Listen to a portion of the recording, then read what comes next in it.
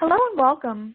Thank you for joining us today for the complimentary ICMI webinar, Agent Excellence, Tips for Reducing Turnover and Improving Customer Satisfaction, sponsored by Salesforce.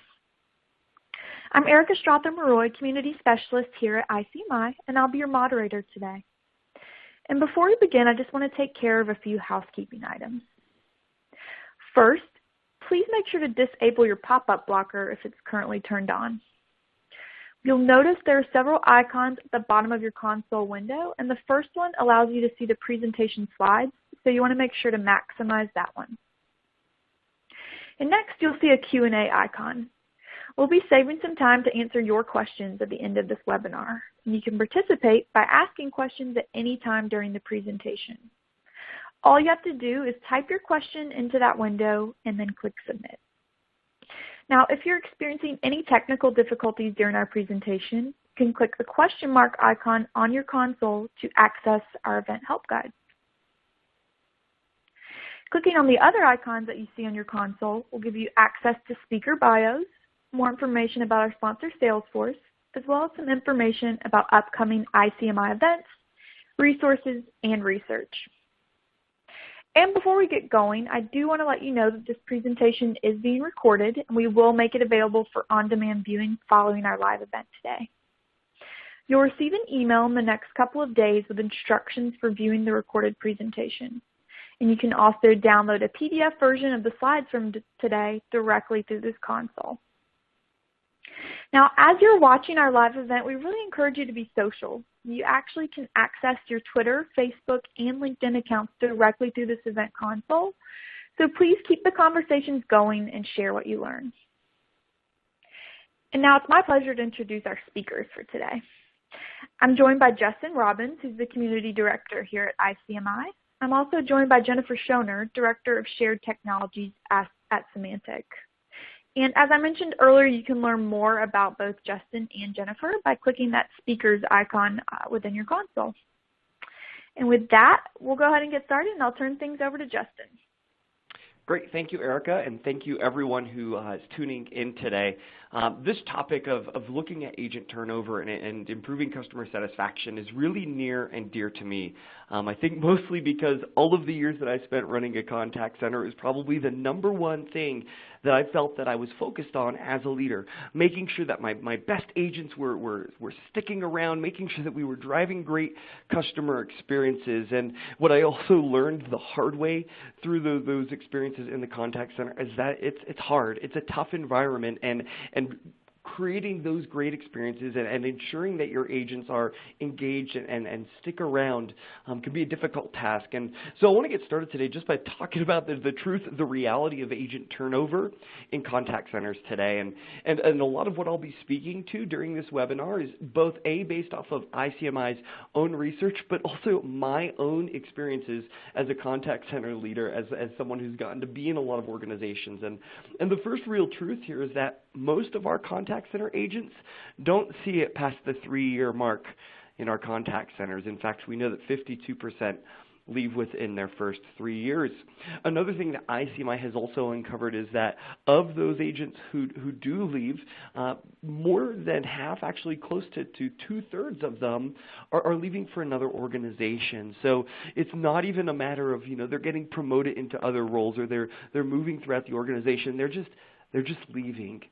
And so the question that's probably on a lot of our minds, and probably the reason that a lot of us are here today is why? Why is this happening? But more importantly, what can I do about it? What can I do to actually change the state of agent turnover, really change the state of customer satisfaction in my contact center today? And so to get us kind of started here, I want to do a little warm-up poll. And what I would love to hear from those of you on the webinar is, what do you think today is the number one cause of agent turnover in your contact center? And so I've given you a couple options here. Maybe you're thinking it's compensation. Maybe you're thinking it's tools and resources. Perhaps it's limited potential. Go ahead and take a few seconds to weigh in on which of those you think could be the number one cause of agent turnover today.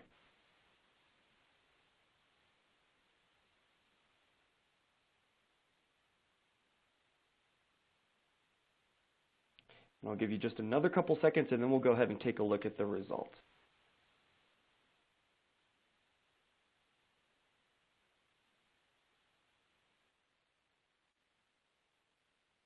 All right, so let's see what we found out.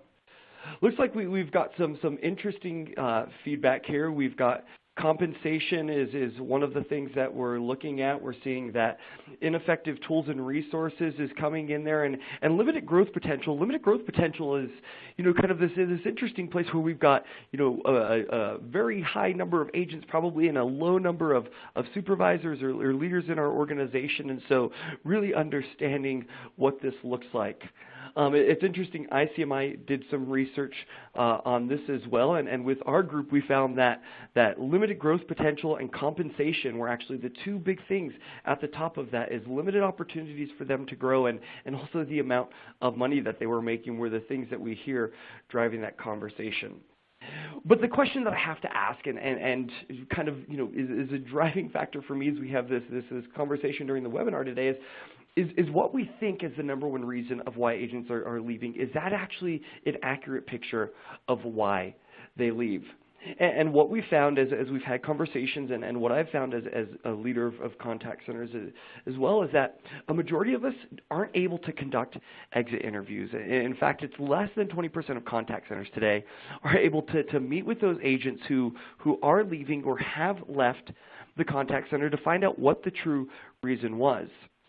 And even those of us who do, and maybe we get it with some of our agents or even just a few agents, even those of us who are able to conduct those exit interviews today, I find that we're tending to just track all turnover as just one bucket.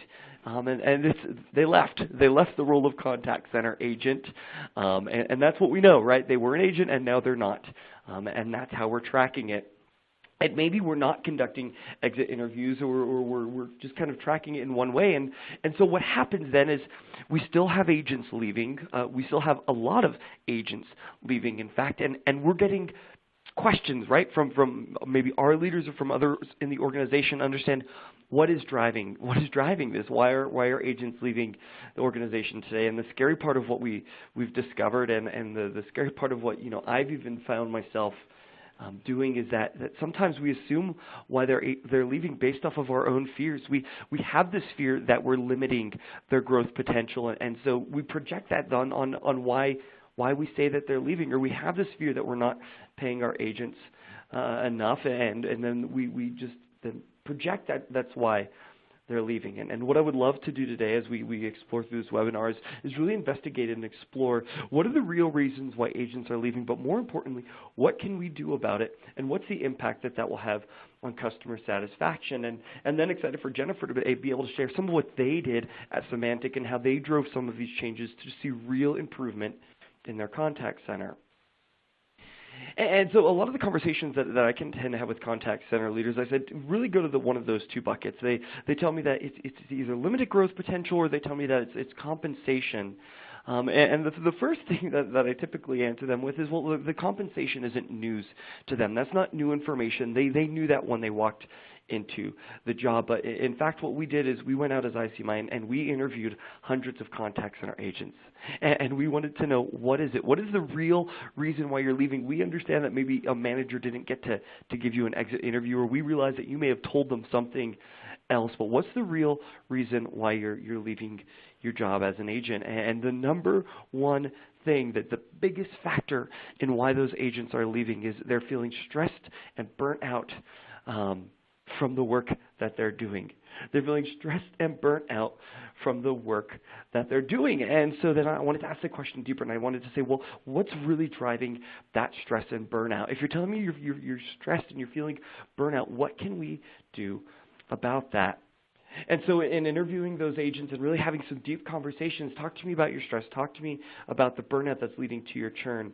The majority of them said it's the tools, it's the systems that they're using day in and day out. I think every single one of us know, probably somewhere in our gut, that our agents want to help the customers. That's why they come to work every single day. They come to work every single day because they just want to help. They have someone who has a need and they want to be able to fulfill the need. And what we find out is that if they don't have the tools and resources to do so, it's stressful, it's upsetting, it's frustrating.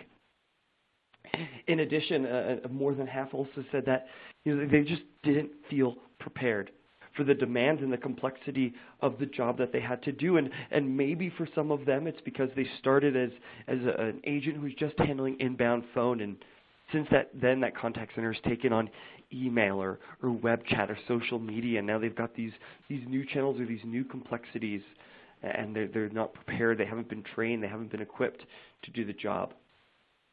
And kind of rounding out this top three is just high volume.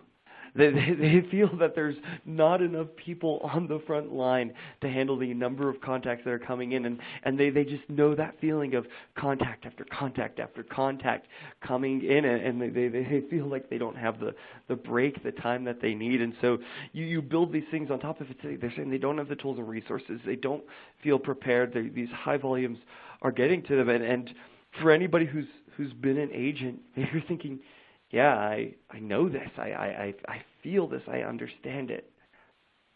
But knowing this isn't good enough. Just understanding that these are probably the primary factors driving agent turnover in our organizations today isn't enough. We have to get a stronger understanding. We have to get a better handle on turnover in our individual contact centers. Because what I don't want you to do is go off of assumption today and say, oh, well, Justin said it's inefficient tools, or Justin said that it's high volumes, and so that's the thing that we have to fix. What you need to do is get that handle on your individual contact center, and here's a few thoughts on how to do that.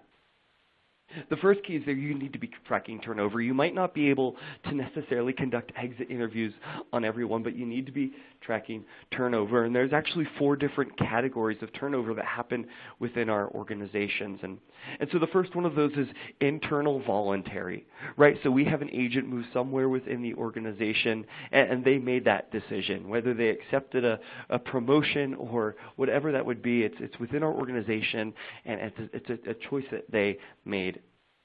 The second category that we want to be looking at is also internal, but this is involuntary, and what this might be the result of, it could be the result of a restructuring that now gives them different responsibilities or a different job. It could be the matter of a demotion. Maybe you had someone in a lead role that it really wasn't working out, but they were really great agents, and so you had to move them there, or perhaps it's a promotion that again they weren't necessarily asking for, weren't necessarily expecting, but it's still turnover, and it's still something that we need to track. And so then the other 2 types of turnover that we want to be looking at, we want to be tracking separately, is the first is external voluntary. So again, like internal voluntary, the agent, the employee makes that choice, they make that decision, but they leave the organization to do so. And the last would be external involuntary, which is in a lot of cases the result of a termination or downsizing or whatever it would be. And so we start there. We start there to understand what's happening in our contact center. And what I can tell you is in one of my previous contact centers, we had high turnover. But what we found is that we had a high level of internal voluntary turnover, where we were, as a contact center, really becoming a catalyst and a proving ground for individuals to develop their skill set and move throughout the organization. And we became accepting and okay with that turnover. But what you might see is if you have a high level of external voluntary turnover, or even external involuntary turnover, it can start to say other things about, what is the nature of that job, what is the nature of the work, what is the nature of the market that you're in, and how well are you serving those agents. And so when you begin to track it, you can also then start to analyze trends and some of the things we maybe don't necessarily consider in factors in turnover, but the trends we can look at is by start date. Are there agents that you find that when you have agents who start in the spring, do they tend to have a longer tenure than maybe agents who start in the summer or during your peak season? Another way to track turnover is by trainer. If you have multiple trainers delivering multiple classes, is there a direct relation between a trainer and how long agents stay in their job? Other places you might want to look for trending on turnover is by supervisor. You might find that you have some supervisors that are really, really great at developing agents and helping them move within the organization. You might find that you have some supervisors that tend to have a lot of agents that leave the organization. You could also look by hiring source and maybe see where your best places, your best sources for candidates who tend to stay, or maybe there's a specific skill set or background, and there could be a variety of other factors that might be right for your contact center. But the first place to get a clear handle on it is to track where the turnover is going and look at the trends of what might be driving it. Once you've done that, now you also have to take a few steps to proactively prevent churn, because there are a few realities that all things considered, if we're not taking some of these steps as well, right, we can maybe have the best intentions, but we're still going to see turnover. And really kind of where's the baseline is that you have to take a look and work with your compensation and benefits, work with human resources within your organization to have an understanding of the salaries and benefits, how they compare at your organization to your local market. And that might not just be the local contact centers in your market. It could be a variety. It could be hotels. It could be restaurants. It could be retail. But have that understanding of other possible roles, other possible opportunities for these agents in your market. And if your salary and if your benefits aren't competitive with your local market, you are going to see turnover, and it doesn't matter how great your systems are, how wonderful your managers are. If you're far from the competition when it comes to the baseline of salary and benefits, that could be working against you from the start. Another really great practice to keep in mind and to look at ways of proactively preventing this turnover and churning your contact center is by doing something called stay interviews. And this is by sitting down and meeting with your agents who stick around, looking at your agents who have some tenure under their belt, and ask them the hard questions of what's keeping you here, what gets you excited, what frustrates you, and understanding those opportunities, understanding what's motivating, encouraging, and driving your agent can inform you to make the decisions, implement the processes, the tools, the resources, right, to ensure that they're being sustained, they're feeling engaged, they're feeling equipped and prepared to do the job. And I know I already mentioned it, so we'll just kind of touch it as a glancing blow, but when possible, conduct exit interviews. Find out, ask the hard questions of getting to the truth of why people have made the decision to leave. Because the reality is that nobody starts a job thinking that, I really want to have to leave here someday. I really want to go through the training. I really want to learn the skill set. I really want to get comfortable only to have to leave, right? People are looking to grow. People are looking to develop it. And from what I've seen, a lot of people are going into an organization with the intentions that that place could be that for them. And so maybe what you'll find is that they are saying, I don't feel like I have the right growth opportunities. And so then the challenge for you is to understand what could those alternative opportunities to be. Maybe it's not a supervisor, but maybe you have individuals who want to move to marketing, want to move to product development, want to move to human resources. And understanding what those opportunities are, but then communicating and working with the agent to say, while you're here, while you're in the contact center, these are the skills, these are the information, the experience, the exposure that we can give you that's going to prepare you and enable us to be that stepping stone, be that catalyst for you to take the next step in your career. Because the other reality is here that most agents don't go into the job considering that it's going to be a lifetime position, right? They're not thinking, man, I want to be a contact center agent for the rest of my life.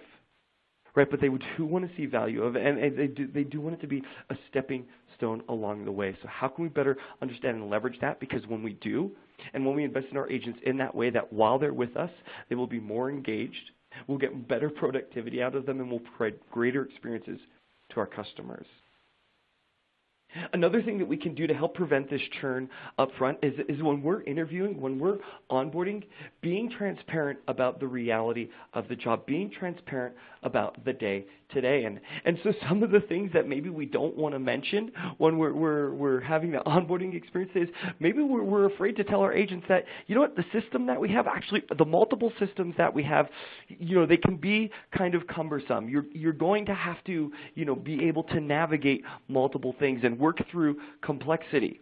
We don't want to say it because why? We think that, we're going to scare them away. If we tell them that we have bad systems or broken processes, we will scare them away. But what will happen on the converse of that is if we don't tell them and they get into the role and they realize it, then we're going to have invested in hiring them, in training them, and they're going to leave anyway. And so that's the first piece, being transparent about the reality. That's the good, the bad, and the ugly. One of the great opportunities for us to do this is actually during that interview, during that onboarding process, is giving those potential candidates an opportunity to spend time with other agents. Give them the opportunity to see the systems in work. Give them the opportunity to understand what the contacts can be like, the opportunity to see what the contact center floor could be like. And this could mean talking about all of the cool ways that you celebrate success, the ways that you recognize the employees. But it also means the importance of the work, the value of the management of the contact center, the importance of how we forecast and how we staff, and the biggest part of that is the tools, the systems, the resources that you're using every single day. And if we're not true about that reality at the onset, we're only going to hurt ourselves in the long run. So let's take a look at maybe some of those factors, some of the things that agents told us that stress them out. And I just want to give you, with some of the time that I've remained, just a few tips on what are some of the things that we can do to combat the top things that are leading to agent stress, leading to agent burnout. And one of the things that they said to us was high volume. They said that they felt like there were more contacts coming in than agents were available to resource. And so a couple tips that I have for you is the first thing we need to look at is the accuracy of our forecast. And maybe you don't work in workforce management, and maybe you're not sure if this is something you measure today, but I'm encouraging you to ask this webinar, go back and ask the question, are we measuring whether or not our forecast is accurate? And to what degree of accuracy are we at, and how frequently do we measure it? If we're just looking kind of at a monthly level of, for the month, are we accurate? We're not going to be able to do much about it, but are we looking at a daily level? Are we looking within intervals, whether it's half hour or hour? And saying we actually have a good understanding of how many contacts we're expecting and how many agents we need to have to hit those numbers. And so if you're not measuring forecast accuracy, do it. Right? That's the simple part there. We need to be measuring the accuracy of our forecast. It's the number one thing that we have to do. And if we're not accurate, we need to look at the reasons why. And maybe it's because we have bad data. Maybe it's because, when we look at shrinkage factors, how much time an agent might be on break, the time that they need in training, the number of calls that we have per day. There are a number of factors in there. And so, we need to look at some of those and understand what's driving our forecasts in and how are we ensuring that we're planning and preparing effectively. Another option could be for us, if we have high volume, is looking at self-service options. And do we have the ability to take some of these high contact drivers? Are they things that we hear a lot of? And can we enable the customers, can we empower them to handle these types of interactions themselves? And if that's the case, let's look at the tools, let's look at the technology, the resources that we need. And what we're going to find is that by implementing self-service, the cost per contact will go down. The cost per contact for those interactions that maybe we were handling with an agent historically will go down. And the other question that we have to ask then is maybe, and some of you are nodding your head and you're thinking, yeah, this is the thing, is are you just understaffed? And if that's the case, what will it take to make the argument, to make the case to get the headcount that you need? Because the reality is we might be looking at, we can't get we're viewed as a cost center, Justin, we can't get the investment for the headcount that we need, but look at the cost of what's the damage to service, what's the damage to reputation, what's the damage, the loss to the business by not having the right number of people to handle the contacts that are coming in. If that's something that you're struggling with and you're thinking after this webinar, I want to dig deeper into this piece and the high volume piece, reach out to me. I would love to have deeper conversations with you about any of these kind of things to relate to volume specifically. Want to look next at this idea of the agents feel that they're ill-prepared, and what are some tips that we can do to make sure that our agents are not ill-prepared for the job that they have at hand. And so the first question I really want us to consider is, when's the last time that we measured the effectiveness of our training program? And that's looking at through everything from how is the training room set up to what does the trainer cover, how much time do we spend in training, to kind of things down the road is 6 months after training, what are the things the agent retained and what are the things that they forgot? What are the things that they haven't been able to practice enough, that weren't effectively covered during their training or during their onboarding experience, and what do we have in place to go back and conduct that refresher training? Right, I like to use the word knowledge decay. I think is one of the things that we need to be focusing on is agents. There are certain things they're going to handle all of the time, and there are certain things that they're going to handle kind of once in a blue moon. And so do we know what that knowledge decay is for how long agents are able to retain and effectively use and act on the knowledge and the information that they got during their initial onboarding training? The next question is, our contact centers, they change, right? That's probably the only constant in our environment is change. That's the number one I would tell agents when you come in to the contact center is however things are today, let's not expect them to be like that tomorrow because we are in a constant kind of like ebb and flow environment. And the other reality is sometimes the job descriptions that we're using maybe are from a year ago or 2 years ago or 5 years ago. And what's changed about the work since then? Because every time we add a new channel or we change the type of customer that we serve or we gain a new customer, a new audience segment, every time we do that, we should be working with our human resources team or with our own team, whoever's responsible for developing those descriptions and asking a question. Does the picture that we're painting today, does this match the current demands of the job? Because part of that ill-prepared, ill-fit could be just coming from a place is we're painting a picture of a different reality than what's happening in our contact center. There might be another question that we need to ask. Are there typical candidate pools that we've been using historically? And maybe that's a recruiter, maybe it's an online source, maybe it's referrals. But are those pools still the right ones? Are they still working for us? Or are there new ones? Are there different ones? Are there ones that we should maybe not use anymore? But what are those? And the last question, and this is, I think, one of the hardest ones, and as someone who ran training in contact centers for a really long time, one of the hardest arguments for me to have with directors or a VP or whoever was my budget holder was getting time for training, because I think we know that when we put the right training in on our agents, and when we, after that new hire period, when we can get them off the phone to kind of further refine their skills and sharpen the blade and really hone and refine their knowledge, they can perform better. But it's not always easy to articulate what's the dollar value, what's the return on that, right? Because we know if I'm going to take agents off the phone, somebody still has to answer, right? Somebody still has to respond to that email, respond to that chat. I can't just have them sitting around, right, spending money on them being in the classroom. And so is that happening today?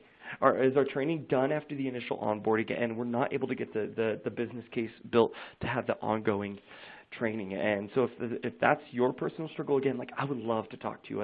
I would love to kind of hear what you've tried and just kind of brainstorm and ideate on what are some ideas, what are some ways that we can work through and help you paint that picture of like training matters, year-round training matters, ongoing training matters, and maybe we can have a discussion and put some further ideas of how we can get that to happen in your organization. And so the last question that I have to ask, and I have to ask this because it's the number one thing that agents were telling us, and not just agents, but then I went to contact center leaders today, and 92% of contact center leaders said that their agent-facing applications could be more effective. They're not effective in really doing the best possible job. And so is that it? Is that it, that we feel like we've been perceived as cost centers?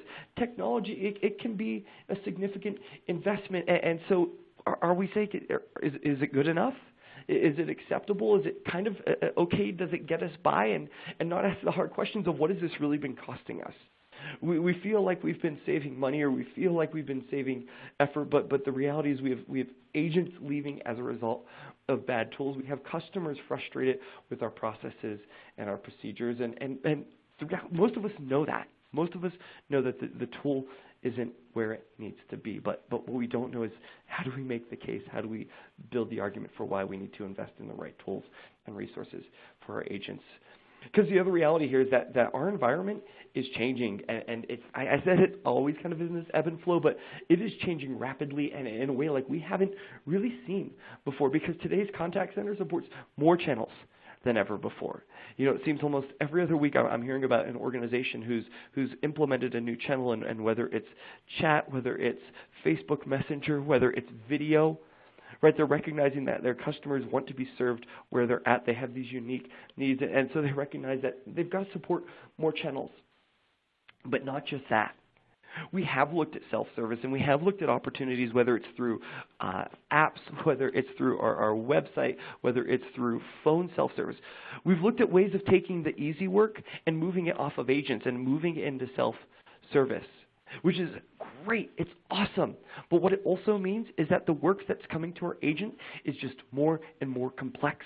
It's the hard stuff. It's the difficult things that require them to think strategically, to navigate the gray area, and more importantly, need the systems, the tools, the processes, the procedures supporting them to enable them to really do a great job. And the scary part and the picture that I have in my mind is that there is this dam being built up, and just kind of, the customer service, like the customer service lake is a gigantic lake, and I see this dam that we've built up to try to keep a hold on things. And I feel like, we add new channel, we add this complexity, and we have these systems that we've been clinging to, or we just use this basic training, and we don't go back and we don't revisit, or we don't look at why people are really leaving, and we don't maybe do whatever these things are. And I feel like what we're trying to do is, we've got some chewing gum, and we've got this little fix, and I'm going to stick this because I'm going to stop the bleeding right now, and I'm going to throw the bucket of water on this fire. I'm going to put it here, and I'm going to try to stop it. And what we're doing is the tension's building up. More channels are going to come. The complexity is going to continue to rise, and we're doing this patchwork. And what I fear as a contact center, as a customer service leader, is what I fear is that what we're going to do is we're going to get to this place where eventually the dam is going to burst, and some of us are going to be in the place where we've been using the chewing gum, and the consequences aren't going to be very good. And there's going to be others of us that really looked at what was causing the leak, and again, it could be a number of things. It could be just basic forecasting and making sure that our volume is in check and our staffing is right. It could be just looking at making sure we get the right agents, or for others of us, and what it seems like based off of our research and my conversations is, for the majority of us, it's getting the right tools, the right systems, the right processes in place. The ones that do us, we're going to be able to effectively patch the dam, and we're not going to see the effects when the tension increases and when the complexity rises.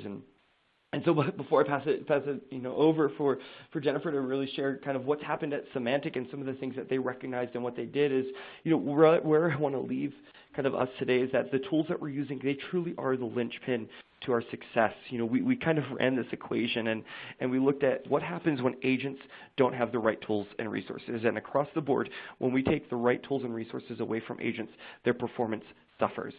And we know that when they don't have the right tools and they feel like they're performing poorly, and maybe they're in that performance management or 30, 60, 90 or whatever it is, and you're trying to get them there. When they have that poor performance, then we see that their morale, their just general engagement is decreasing. And then again, in this case, 100% of our audience agrees that when agent morale, when agent engagement is down, they are not providing a great customer experience. Right, and so the reality is if we really value, really value our people, not just our employees, but our customers, anyone that touches anything in our organization, right, it's going to require an investment in enabling their success. And again, it could be as simple as just understanding, how we're hiring, where we're hiring, how we're forecasting, how we're planning, or it could be our tools and processes. And so with that, I'd love to turn it over to you, Jennifer, and just share kind of what happened at Symantec and what are some of the things that you put in place to really drive success in your contact center. Wonderful. Thank you, Justin. Good morning, everyone. My name is Jennifer Schoner, Director of Shared Technologies here at Symantec. I'm going to take you a little bit on a journey of what we've done here at Symantec with specific focus on system tools and processes that touch our service and contact centers. So let me move the slides forward. Okay, so I think a huge part of our story began of really assessing, I think Justin nailed it, what is the reality of the job and what's the reality of the current state. When it came to the tools and processes we were asking our agents to go through, and the hoops we were asking our agents to jump through. And the reality really came smack back at us as we looked at it. The more complex we saw the tools B, the more complex we realized the business processes were. Obviously, it was a direct reflection or a mirror of what we were doing or asking our agents to do. And mind you, here at Symantec, we had 6,000 agents globally supporting, obviously, complex software packages as well as multi-language.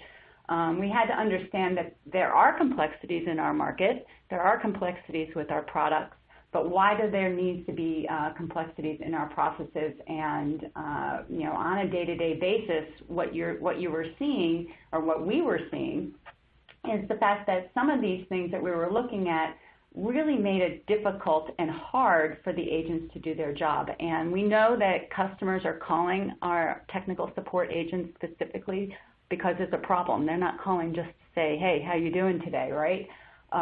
There is an actual problem that they're calling in on, and for our agents to have to fumble through our tools that we were paying good money for and not realizing the benefit and the value of, it just seemed like a no-win for us. We were not getting the agents to have a very firm understanding of the systems because they were complex. They were made to feel incompetent when customers would call if they could not find them, if they could not find their product, if customers, again, usually call because there is a problem. So when the agent on the other end can't help them very quickly, sometimes there's exasperation and so forth. So we had to do a hard look at the current state of the tool. But the other hard look, and again, Justin brought this up, is the reality of their job was the tools are complex. We can see that, but if we're going to go in there and really simplify the tools, we had to take a look at what was the agent, where was the pain points. And what you see in front of you, for those of you who have done some Lean Six Sigma activities in the past, is a value stream map, which puts the customer at the center. And what you see are those red kind of highlights, or we call them bursts, Kaizen bursts, that we've dug deeper in. And that's the entire case management process here at Symantec. And we did a really go look, go see globally at all of our severities, cases, and looked at what the agent had to go through is what you see in the bottom half. What the customer had to go through is what you see in the top part of it. And then ultimately the value add and the non-value add time frame on the bottom, going, my goodness, all the things, and we're paying for top-notch systems and tools, and we're simply providing, non-value add, inefficient steps in the process that does nothing for our customer or for the agent. So in having both the current state of the tools and knowing where we were up front, which mirrored the complexity of the process, and then having this map in front of us going, look at all the pain we're purposefully putting into the process. Let's see if we can alleviate some of that pain. So we took a journey to simplify, standardize, and modernize in order to bring back to our agent and employee experience a much easier way of interacting with our tools so that they could feel valued and they could feel confident in responding to a customer request when it came in. The other approach we took at Symantec was to get some expertise, buy some expertise from professional services, because, hey, if we were presenting and giving to our agents very complex tools, clearly we needed some guidance of what were some best practices out in the industry that we were missing. And, many of us don't, go and cut our own hair. We go out and go pay for somebody to do that because they're doing that's their job to do. I would say the same thing was here is we were so inward looking and knob turning and trying to improve that tool set that we made it so complex that we actually had to have somebody else come in, an expert, and go, hey, if I had to do it all over again, what would you recommend, type of thing. And finally, on our execution, I do want to call out, and I think this is really important, is we wanted to do this very quickly. Our story was, and it's a great recount, when I went out to one of our contact center managers, introduced myself when I was first here at Symantec, and I said, so Jim, what can I do to help you and help your team be more effective and be more confident in the systems? And his response back to me was, nothing. I expect nothing from you. And I was immediately taken aback, and I asked, okay, may I ask why? I mean, obviously I've fulfilled that already, so we're all good here, but I certainly want to make change and don't want to hear why you responded that way. And his response was to me that, hey, look, Jen, I've seen the person you come in here time and time again and do the go look and go see and ask me what I need, and then months or years later I get something and I can't use it. So that was really resonating to me of the effectiveness of what we were going after as far as what we needed to fix, as well as the effectiveness of our operational model of how we delivered. So we wanted to use an agile approach to deliver short, quick bursts of immediate wins to what we were looking at as those pain points. So I encourage you all to take a look at that, because that was really a smack of reality of what the agents and the managers and contact centers have to go through when they hear from people who are trying to help with tools and continually to deliver to flat. So what you see in front of you now is we went again on a journey. So what should we do? And again, you get distracted by some shiny things. What you're looking at is the Salesforce Service Cloud console. And we chose to use Salesforce Service Cloud because it was our footprint already in our system. So we had a platform with our sales organization and our marketing organization. And we really wanted to bring the best out of the console and make sure that we weren't just chasing cool functionality, but we were chasing functionality that actually made a difference. So what you see in front of you, each of those red Kaizen bursts or red bursts actually married back to that map that I just showed you all. So we were very articulate. We didn't go boil the ocean. We didn't fix everything. In fact, when we deployed, agents kept saying, well, what about this or what about that? Well, if you try to fix the whole thing, we'll never get something out the door, right? So we're continuously iterating. It's not done. But I just wanted to highlight that if you go for the whole thing and try to make the agent's world to begin with, you're not going to get after the true big pain, I guess, winners, if you will, and start to make that progress and then start to hear back from the agents of how the tools or technology are actually working for them. The other aspect is we wanted to bring the human element to the agent. One thing about case management, it can be very sterile. Okay, so you put a case in, ask the agent, flip the status, ask the agent to flip the status again, make sure you put a trigger when the status flips to something, an alert or an email goes out the door. This is all very, sterile in engagement. So we added here at Symantec the dialogue, the conversation. Again, trying to engage the customer directly with the case, directly with the agent, and any other experts that we needed to bring in, and have that conversation directly on the feed.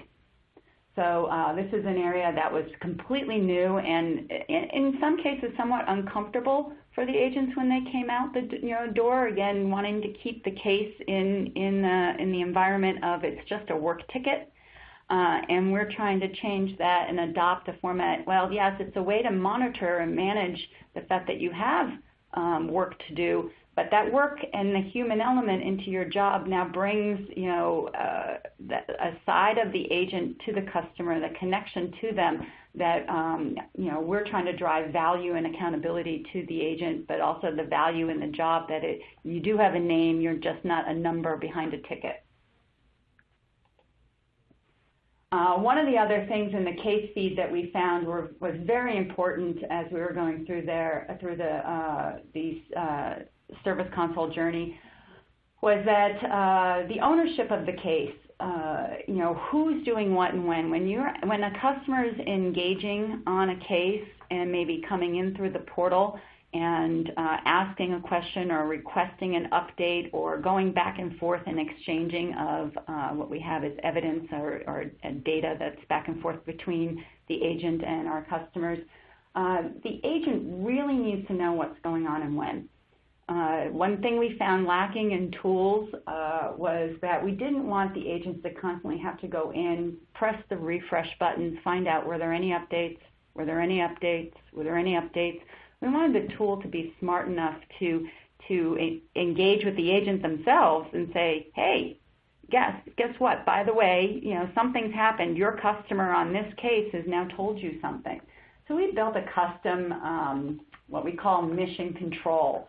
And in mission control, we're trying to speed up the delivery of service so that we're shrinking the time when a customer or someone else in the organization, let's say it's a backline engineer who has an expertise, is brought in on a case, can actually all engage, and the person who owns the case, again, that ownership, that real value to the employee, that you're the person who's going to make this case happen and bring it to a close, that we're showing and highlighting, as you can see here, anything in yellow that somebody has done something to your case, and almost letting them know immediately in this application that, highlighting to them, this is happening, and if you hover over this, I'll be able to tell you who did what and when.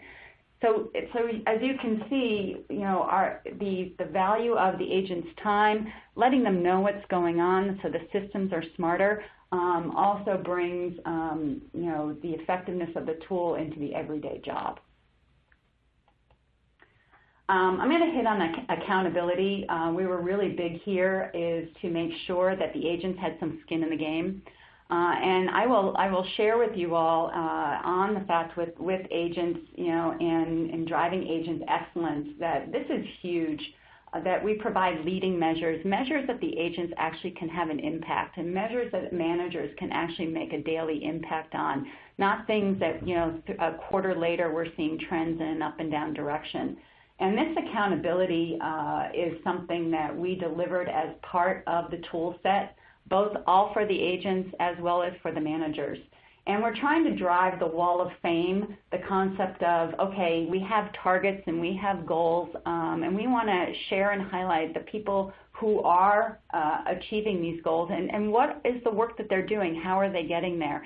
And then those who may need some help, what is the help that's needed? Is it additional training? Is it the fact that they simply, the product tool set, they don't know who to call or who to talk to?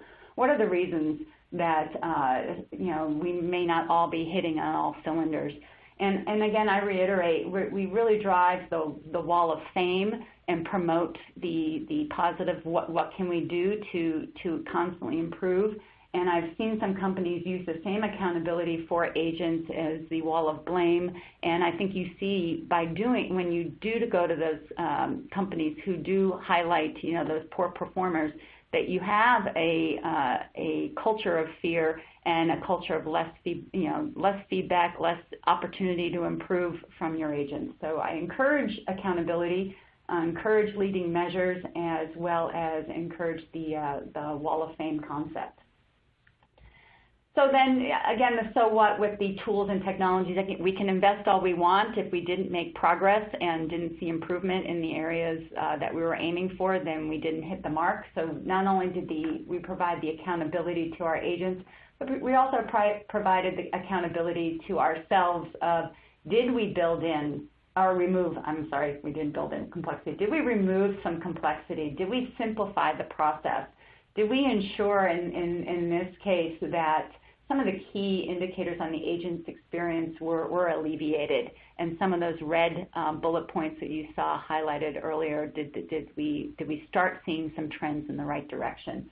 So we have those indicators for ourselves, and we constantly present that to our executive team in an ops review format to share, hey, we do make investments in tool and technology. But the whole point is we didn't chase shiny things. We actually chased areas of that brought value, and we were realizing that value based on our investment.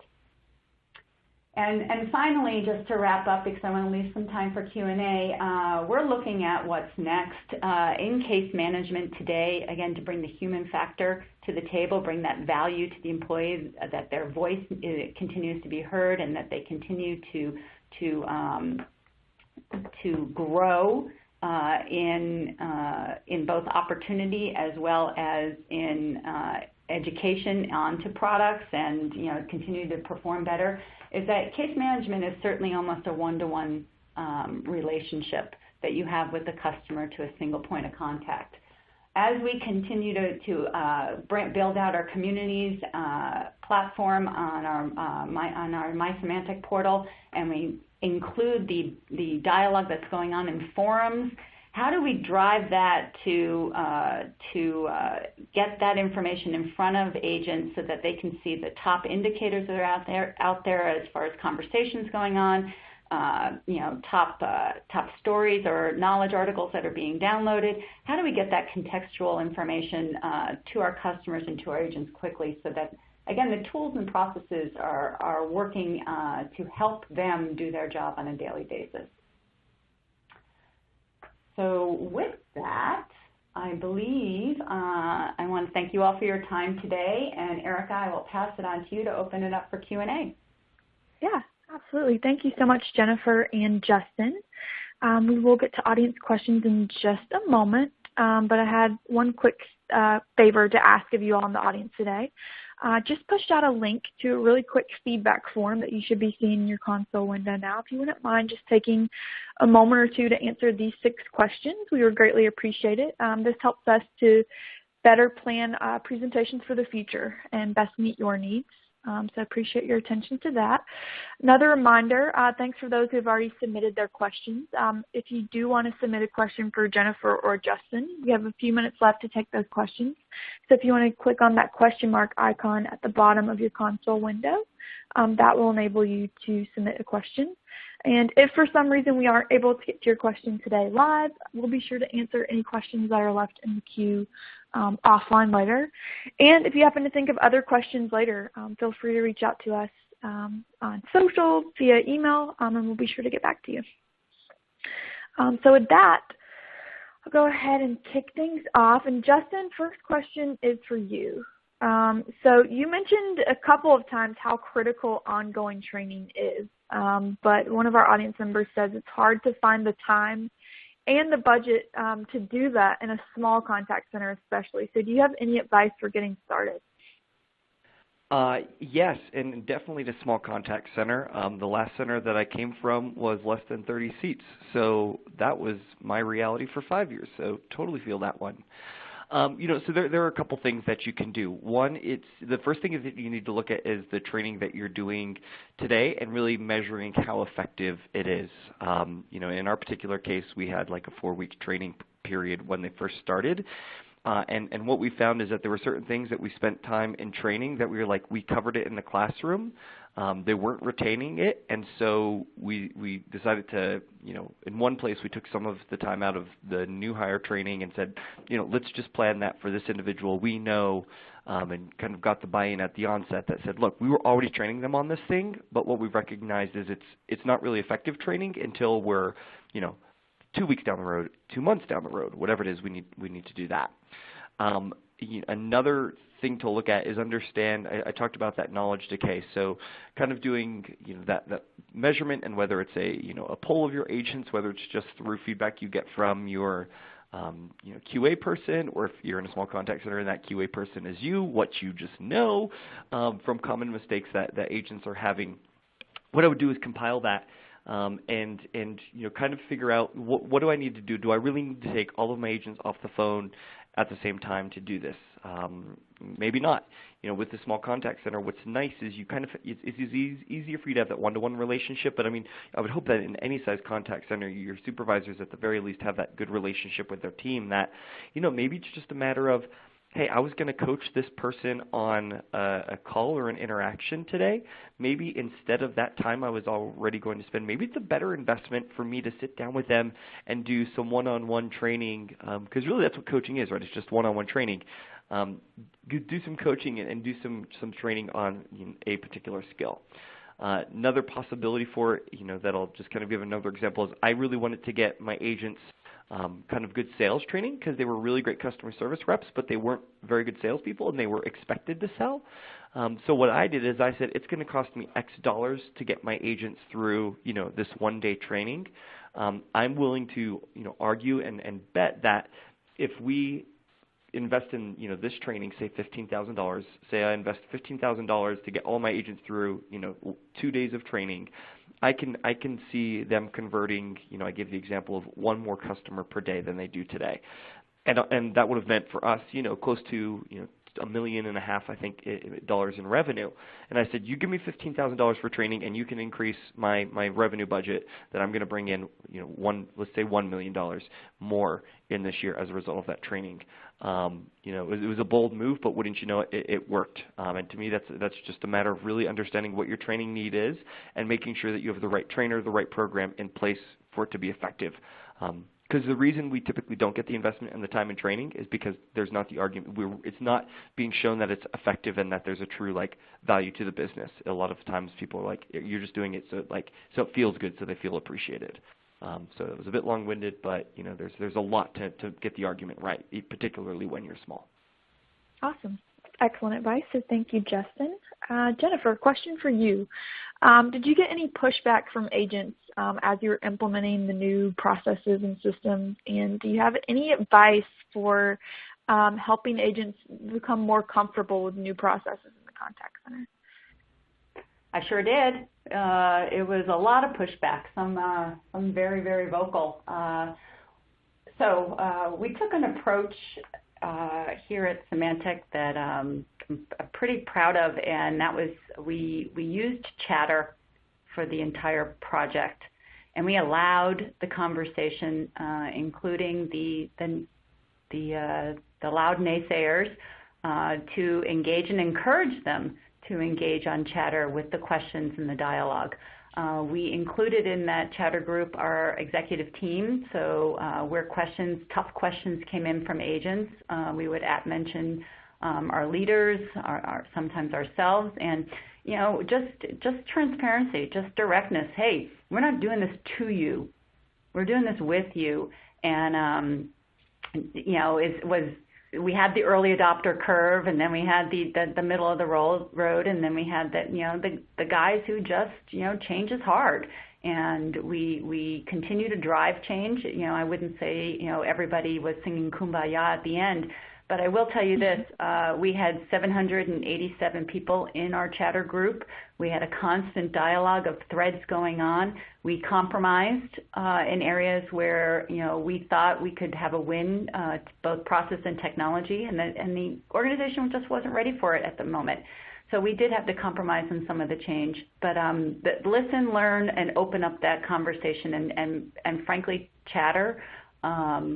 It worked. It worked in this particular case of having large global projects going out the door and remaining transparent. Awesome. Thank you, Jennifer. I'm afraid that we've come to the top of the hour, so unfortunately that's all the time that we have today. Again, I just want to thank you, Justin, and you, Jennifer, for your time and for sharing your expertise today.